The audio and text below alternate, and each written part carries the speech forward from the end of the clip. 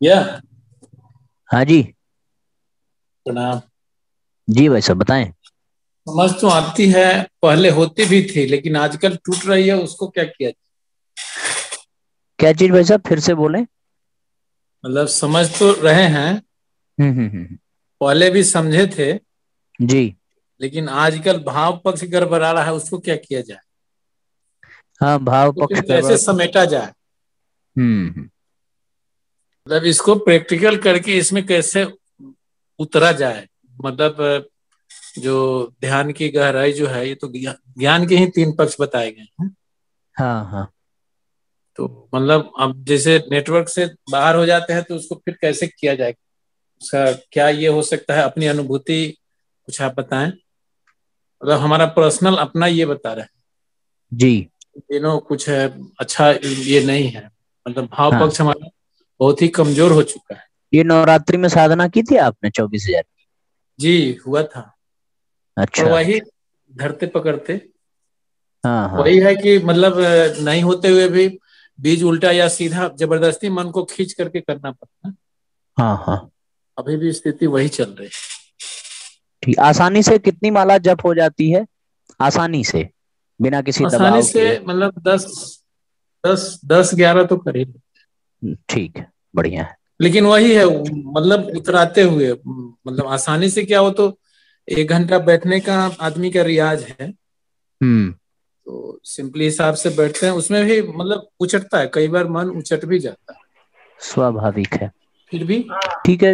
ये प्रश्न इन्होंने किया है भाई साहब ने, किस तरीके से बताएगा कोई इसका जवाब, कोई अपना अनुभव यदि बताना चाहे। अनीता दीदी, आप अगर बताइए, कुछ इस संदर्भ में कुछ बताना है आपको। भाई साहब का एक प्रश्न ये है कि मन की एकाग्रता एक बात है, दूसरा भाव पक्ष इस तरह से, जैसे प्रारंभिक स्थिति थी उसमें परिवर्तन हो जाता है। जिन दिनों हम लोग दीक्षा संस्कार लेकर के नए नए जुड़ते हैं, उन दिनों भाव पक्ष बहुत मजबूत रहता है, श्रद्धा अपने चरम पर रहती है। पर वो ये जैसे जैसे समय उसी के बीतता है बदौलत वैसे कुछ कर भी वैसे, पाते। जैसे जैसे जी। समय बीतता है, जैसे जैसे समय बीतता है वैसे वैसे वो घटने लगती है। उसके कई फैक्टर होते हैं। पहला तो अपनी परिस्थितियां, दूसरा अपना आहार विहार, तीसरा अपना वातावरण, ये हो जाता है। और चौथा है, सबसे बड़ी जो मुझे समझ में आता है कि ये तीन चीजें, पहले तो परिस्थिति, दूसरा अपना आहार विहार, तीसरा वातावरण, और चौथा हो जाता है अपने कुसंस्कार, अपना प्रारब्ध, अपना प्रमाद, आलस्य प्रमाद। इसमें चार चीजें मिलकर के हमारी श्रद्धा को, हमारे भाव पक्ष को कमजोर करती है। पहला हमारी परिस्थितियां, दूसरा हमारा आहार विहार अर्थात हमारा व्यक्तित्व, जो हमारी दिनचर्या है, तीसरा आ जाता है वातावरण, किस वातावरण में है और उस वातावरण में इन दिनों क्या घट रहा है, और चौथा हो जाता है हमारे अपने प्रारब्ध, अपने कुसंस्कार, अपने भीतर की कमी, आलस्य और प्रमाद।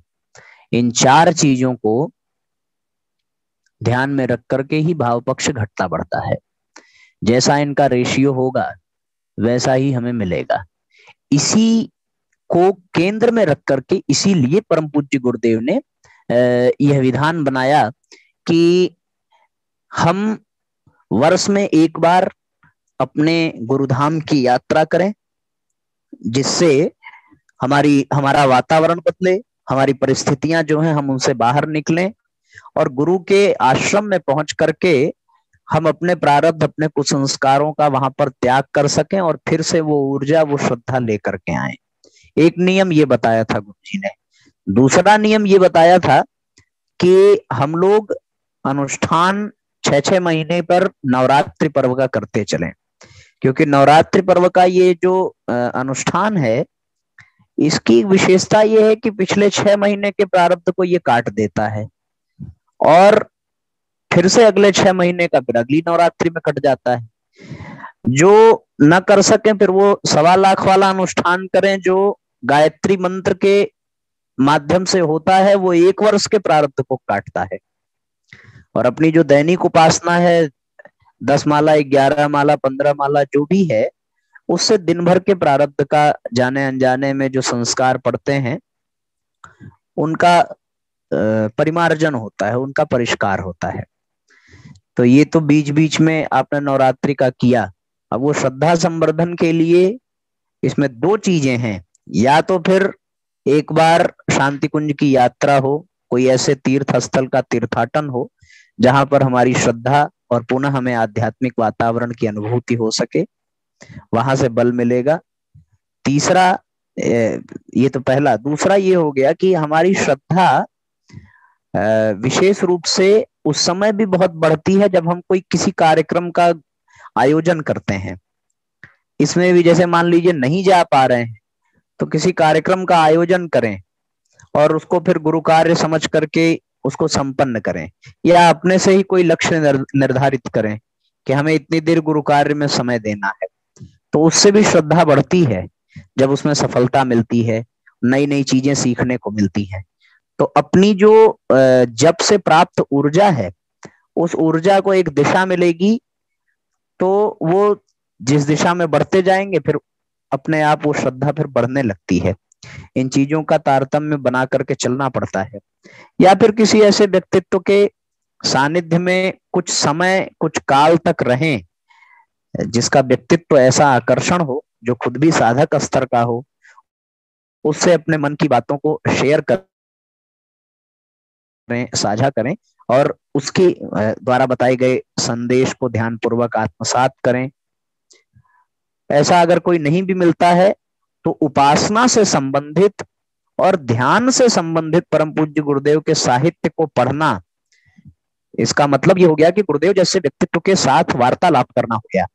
गुरु जी ने जो अपने अनुभव दिए हैं उन साहित्यों में उन बिंदुओं को पढ़ना, उसकी नोट्स बना करके उसको अपने भीतर उतारना, इससे श्रद्धा बहुत बढ़ती है और काम बन जाता है। जिन लोगों ने पिछले 9 दिनों में नवधा भक्ति को ध्यान से सुना होगा, उन्हें कुछ न कुछ अपने भीतर अनुभूति अवश्य हुई होगी। और मैं उनकी तो नहीं कह सकता, पर अपनी अवश्य कह सकता हूं कि इन 9 दिनों में नवधा भक्ति विषय पर चिंतन और उस विषय पर उद्बोधन देने से हमारे भीतर की श्रद्धा और हमारे भीतर की भक्ति, हमारी जो प्रवृत्ति है, उसमें बहुत बड़ा परिवर्तन हुआ, बहुत बड़ा अंतर आया है। हमें उसका बहुत विशेष लाभ मिला है। तो निस्संदेह आप लोगों को श्रोता बनने का सौभाग्य मिला था, तो आप लोगों को भी मिला होगा। इन चीजों से परिस्थितियां, वातावरण, अपनी दिनचर्या, आहार विहार और अपने प्रारब्ध जो कुंडली मार करके बैठे हैं, बाधक बन करके अपने मन को बार बार नीचे की ओर खींचते हैं, इन सब में परिवर्तन आता है। और जब इन सब में परिवर्तन आएगा तो निश्चित रूप से हमारी श्रद्धा बलवती होगी, हमारी धारणा मजबूत होगी और हम फिर से एक कदम आगे बढ़ पाएंगे अपने गुरु भक्ति की ओर। ठीक है ना? ये बात है। जितना हमें अपने अनुभव के आधार पर समझ में आया मैंने बताया। उम्मीद है कि आपको कुछ समझ में आया होगा। हाँ भैया जी, एक सेकंड माता जी, जरा भाई साहब को बोलने दीजिए। हाँ भाई साहब बताएं। नवधा भक्ति में कई चीजें आई और उस पर हम अमल भी किए जी। अभी उसी नवधा भक्ति में ही आपने कहा था कई चीजें आई थी जो भाव को तो बिल्कुल भिगा करके ये करके और फिर रफू चक्कर हो जाती है। कहने का मतलब है कि एक होता है ना, एक रुकाव होता है। अब हमको ये चेतना की शिखर यात्रा अभी मतलब शुरू किए हैं, कुछ उसमें चीजें आ रही है, पर वो कहते हैं ना कि आदमी एक चीज को अचीव कर लेने के बाद ना फिर आगे के ओर कदम बढ़ाता है और आदमी फिसल जाता है ना, वो स्थिति बन गई। हाँ हाँ, वो वही है जो 4 चीजें हमने बताई है, उस पे जरा सा चिंतन करके देखिएगा, उस पे जरा अपने मन मस्तिष्क को केंद्रित करिएगा। हमारे जीवन में हमारी जीवन शैली का रोल बहुत बड़ा होता है। हम वास्तव में अगर साधना के क्षेत्र में जा रहे हैं तो हमें साधक बन करके जीना चाहिए। यदि हमने बच्चों को पढ़ाना शुरू किया है तो हम अध्यापक बनकर के जिए। अध्यापक जब बनकर के जीने लगेंगे, साधक जब बनकर के जीने लगेंगे, तो धीरे धीरे अपने आप साधक हो जाएंगे। पहले बनना पड़ेगा। पहले वो जैसे हम ही लोगों ने दीक्षा ली तो क्या करते हैं, उसमें पीला वस्त्र धारण कराया जाता है, बाल भी कहीं कहीं मुड़वाए जाते हैं, यज्ञोपवीत धारण कराया जाता है। तो हम लोग साधक बने नहीं है, साधक हुए भी नहीं, पर वहां पे साधक बनाया गया, ऐसा स्वरूप दिया गया। वो पीला वस्त्र धारण करके, यज्ञोपवीत धारण करके, ब्रह्मदंड दे करके, वहां पे हम लोगों को वो स्वरूप दिया गया। तो हमें जो बनना है, हम उसी तरह की जीवन शैली को अपनाएं। यदि हमें साधक बनना है तो हमारी जीवन शैली भी साधक की तरह हो। फिर हमारा बोलना, उठना, बैठना, चलना फिरना, हंसना, मुस्कुराना, रोना, छोटी छोटी चीजें, एक एक प्रक्रिया फिर साधकों जैसी होनी चाहिए। प्रत्येक प्रसंग पर, प्रत्येक विषय पर साधकों जैसा चिंतन हो, और जो हम लोगों ने अभी तक स्वाध्याय में जाना है उनको लागू करें, उन परिस्थितियों पर, उन चिंतन पर, उन प्रसंगों पर और उस जीवन शैली पर। हमारा भोजन भी वैसा हो, हमारी दिनचर्या, हमारी प्रक्रिया सारी की सारी वैसी हो, तो फिर बात बन जाती है। और जब हम बन जाएंगे तो फिर होने में देर नहीं लगेगी। शुरुआत होती है बनने से, जैसे ही बने वैसे ही फिर हम होने लगते हैं। ये हम लोगों को शुरू करना पड़ेगा। क्योंकि क्या है, बच्चा विद्यार्थी कब बनता है? वो विद्यार्थी हो नहीं जाता, उसको विद्यार्थी बनाया जाता है। उसको ड्रेस ला के दी जाती है, उसको विद्यालय में दाखिला कराया जाता है, किसी टीचर से परिचय कराया जाता है, उसको टिफिन दी जाती है, उसको वैसा स्वरूप दिया जाता है और फिर उसे विद्यालय भेजा जाता है। बल्कि टीचर से अधिक उसको उसके माँ बाप पढ़ा सकते हैं, बड़े भाई बहन पढ़ा सकते हैं, और निःशुल्क। लेकिन फिर भी उसे ये स्वरूप दिया गया, ये वातावरण दिया गया, ये माहौल पहले उसे बनाया गया। और फिर जब वो उसमें घुल मिल जाए, पहले तो बड़ी भाग दौड़ करता है, नहीं जाएंगे, रोता है, चिल्लाता है, पर उसमें भाग दौड़ करने में आगे पीछे करते करते बनते बनते बन जाता है, विद्यार्थी बन जाता है। तो इस तरीके से एक बार आप लागू करके देखिए और इसको अपना करके देखिए, फिर हमें तो विश्वास है, ये हमारा अनुभव है। शायद परिस्थिति ही हाँ, मतलब उस पर ये कर रही।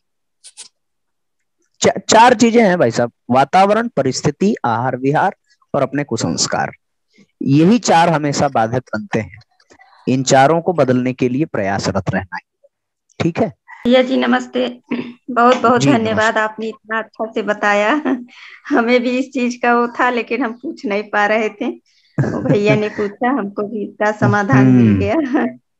बहुत बहुत बहुत सुंदर समाधान मिल गया। तो अब इससे जान लीजिए, किसी भी समस्या का समाधान मिल जाए तो समझना चाहिए कि सौभाग्य का उदय हो गया है ना। बस उसको लागू कर दीजिए, काम बन जाएगा। ये सबके साथ होता है, जो इस साधना के पथ पर चल रहा है, ये सबके साथ ऐसी स्थिति होती है। तो जब जब भी मेरे साथ ऐसा हुआ है, मेरी भी उपासना का क्रम जब टूटने लगा हो, 2-4 दिन न कर पाए हो, मैं आप लोगों को बताऊं अपने जीवन की एक घटना। हमें ऐसा लगा कि हमारी उपासना को किसी की नजर लग गई। मैं 1 महीने तक एक भी माला गायत्री का जप नहीं कर पाया, और इतना ज्यादा दुखी, इतना ज्यादा त्रस्त, इतना ज्यादा पीड़ित होने लगा था कि बार बार परेशानी आती थी। वो किस तरह की परेशानी आप सब समझते हैं, मानसिक उहापोह, मानसिक थकावट, सारी चीजें।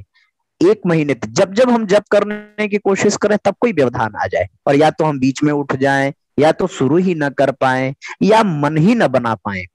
फिर हमने ये क्रम को अपनाया, जीवन शैली, अपने आहार विहार, इसीलिए तो उसमें व्रत, अनुशासन इत्यादि की चीजें आती हैं। फिर वो जीवन शैली को बदलना। अपनी परिस्थिति तो हम बदल नहीं सकते, परिस्थिति में हमारा कोई हस्तक्षेप हो नहीं सकता। मन स्थिति बदल सकते हैं, मन स्थिति बदलेंगे, वातावरण और परिस्थिति पे हम काम नहीं कर सकते, लेकिन हम अपनी मन स्थिति पे काम करेंगे तो वो उस पर फिर परिस्थिति और वातावरण का असर बिल्कुल पड़ेगा नहीं। हाँ, हम अपनी दिनचर्या, अपना आहार विहार, अपनी जीवन शैली बदल सकते हैं। अच्छा, हम अपने प्रारब्ध भी नहीं काट सकते, हम अपने कुसंस्कार भी नहीं काट सकते जब तक जप करेंगे नहीं। तो हमारा पूरा जो प्रभाव है वो सिर्फ हमारी जीवन शैली, हमारी मन स्थिति, हमारे आहार विहार पर ही है। और उसी को बदल देने से परिस्थिति भी बदल जाएगी, वातावरण भी बदल जाएगा। उदाहरण के तौर पर क्या होता है, परिस्थिति कैसी है, परिस्थिति परिवार की कल्पना करिए ऐसी है कि आपकी व्यवस्था है, 10 बजे तक जागना है, 11 बजे तक जागना, समय से भोजन नहीं मिल रहा है, समय से नहीं, परिस्थिति ऐसी है, आप नहीं कर पा रहे हैं। आप अपनी दिनचर्या बदल दीजिए। हमें क्या था कि प्रतिदिन सोने में 11 बज जाए, ये हो जाए, वो हो जाए, और फिर समय से भोजन की व्यवस्था न बन पावे। ऐसी स्थिति में हमने एक क्रम बना लिया कि रात में भोजन ही नहीं करेंगे। हमने अपनी मन स्थिति को मजबूत किया कि 1 गिलास दूध पी करके सोना है, सुबह जल्दी उठना है। परिस्थिति हम नहीं बदल सकते, लेकिन जैसे ही हमने अपनी दिनचर्या बदल दी, रात में भोजन करना छोड़ दिया, सिर्फ दूध लेकर सोने लगे, तो भोजन का इंतजार ही नहीं करना है। दूध आया, गर्म करो पियो। जब भोजन करना ही नहीं है तो फिर इंतजार किस बात का। परिस्थिति तो नहीं बदली, लेकिन हमारी दिनचर्या बदल गई, हमारा आहार विहार बदल गया। बस सुबह उठने का क्रम जल्दी बनने लगा, और फिर उपासना का क्रम प्रारंभ हुआ, और बनते बनते फिर होने लगा सारी चीजें, फिर उसे ढर्रे पर आ गई। तो इसलिए साधक का तो यही है कि वो सदैव जागृत रहे और अपने आप से युद्ध करे। स्वयं से लड़ना ही साधक की पहचान है, और इसी क्रम को करते चलना है। ठीक है ना। तो इतनी बातें इसमें और जुड़ गई। अच्छा है जी भैया जी, बहुत बहुत धन्यवाद भैया जी, इतना अच्छा से बहुत बहुत भैया। बस बिल्कुल, गुरुदेव ने बार बार तो यही लिखा है ना कि साधना जब हम करने बैठते हैं तो पहला आक्रमण तो हमारे कुसंस्कारों पर ही होता है। वही जो इतने सालों से हमारे न जाने कब कब से हमारे जीवन में जड़ जमाए बैठे रहते हैं, तो वो तो जब निकलने को वो जाना नहीं चाहता, तो जब उनके निकलने का समय होता तो वो तरह तरह से हमें परेशान करते हैं, और वही हमारे रास्ते में सबसे पहले बाधा बनकर उत्पन्न होते हैं। तो बहुत अच्छा जो हाँ, वो सारी चीजें वही आ जाती हैं। ये 4 चीज तो होते ही हैं। बस वही बात है, बस अपने आप को ही वो सबसे बड़ी चीज है ना कि हमारा जीवन जो है वो सामाजिक जीवन है ना, वो एक दूसरे से जुड़ा हुआ है। आपके जीवन में आपके माँ का भी बहुत बड़ा योगदान रहेगा, आपके पिता का भी, आपकी पत्नी का भी, आपके बच्चों का भी। उनकी वजह से भी परिस्थितियां बनती बिगड़ती हैं। इसमें उनके प्रारब्ध और उनके संस्कार भी बहुत मायने रखते हैं। हम किसी पे काम नहीं कर सकते, ना हम अपनी पत्नी पे काम कर पाएंगे, ना माँ बाप पे, ना बच्चों पे। हम सिर्फ और सिर्फ काम अपनी मन स्थिति पे कर सकते हैं। क्योंकि जो मेरा बच्चा बन करके आया है, जो मेरी पत्नी बनकर आया है, जो मेरे माँ बाप प्रारब्ध को उनके प्रारब्ध, उनके संस्कार, उनका चिंतन, उनकी जीवन की एक अपना भूतकाल रहा है। वो पिछले जन्म में किस प्रवृत्ति के साथ रहे होंगे, कौन सी योनि के रहे होंगे, और उनके अपने जीवन का एक अपना भविष्य है, उनके प्रारब्ध के अनुसार, उनके संस्कार के अनुसार। तो वो भी हमसे टकराते हैं, क्योंकि उनके साथ रहना है ना, हमारा जीवन जुड़ा हुआ है, हम सामाजिक प्राणी हैं, परिवार को लेकर के चल रहे हैं। उनके भी वजह से कभी कभी व्यवधान, कभी कभी क्या अक्सर उनकी वजह से भी आ जाता है। तो इसलिए हम किसी पे काम नहीं कर सकते, हम सिर्फ अपने ऊपर काम करें, अपनी मन स्थिति पे काम करें, अपनी दिनचर्या पे। इस पे काम करना शुरू करेंगे तो फिर परिस्थिति, वातावरण, वो सारी चीजें बन जाती। मैं आपको बता रहा हूँ, जैसे अपना स्वाध्याय का क्रम ये था, तो अक्सर ऐसा होता था कि हम स्वाध्याय कर रहे हैं तो आसपास बैठ करके कोई बात करने लगे, तो हम उसको कितना मना करेंगे। लेकिन हमने अपनी मन स्थिति बनाई कि हमें तो करना ही है, वो निवेदन करेंगे, बार बार कहेंगे, कैसे भी करके। अब आज की स्थिति ये है कि यदि हम किसी अनजान जगह पर भी, ये हमें अनुभव हुआ, जब मैं एक शादी में गया था, स्वाध्याय का समय हुआ और स्वाध्याय प्रारंभ हमने किया, तो शादी में आए हुए 4, 6, 10 लोग भी वहां बैठ करके सुनने लगे।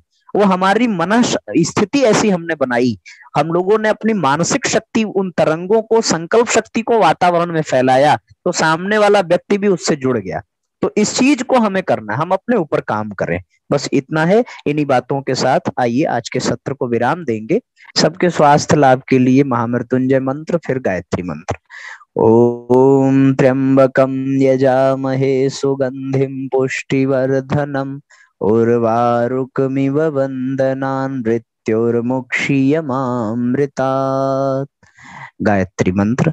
ओम भूर्भुवस्वः तत्सवितुर्वरेण्यं भर्गो देवस्य धीमहि धियो यो नः प्रचोदयात्। सभी साथियों को सादर प्रणाम, सभी को शुभ रात्रि, खूब खूब मंगल कामना।